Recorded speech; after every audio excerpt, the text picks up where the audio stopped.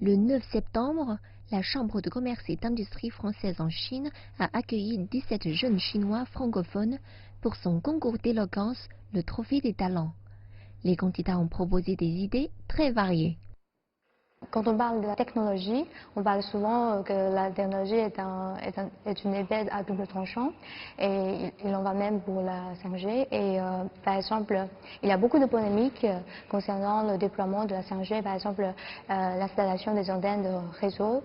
Est-ce qu'il va avoir des effets néfastes pour la santé? On ne sait pas. Si désormais on se situe dans une société connectée comment assurer la transmission et l'exploitation de données sont tout à fait légitimes.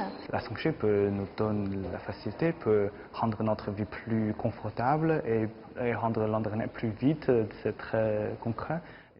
Membre du jury du concours, Mathieu Dumont trouve que le niveau des candidats est relativement élevé.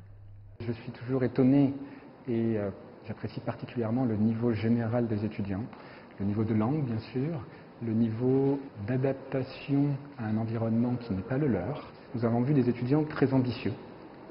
De par la présentation qu'ils ont pu faire, la réponse à nos questions, qu'on peut sentir une ambition importante. C'est aussi l'idée de Schema Business School de pousser ces étudiants-là un petit peu en dehors de leur zone de confort pour les confronter aux défis internationaux de demain. Alors, il y a toujours évidemment des confrontations.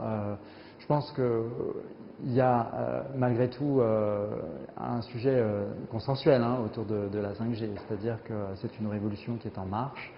On ne va pas l'arrêter, elle va féconder, comme je l'ai dit, beaucoup d'industries. Là où peut-être on avait quelques points de divergence, c'est que beaucoup de candidats ont finalement mis en avant certaines industries plutôt que d'autres.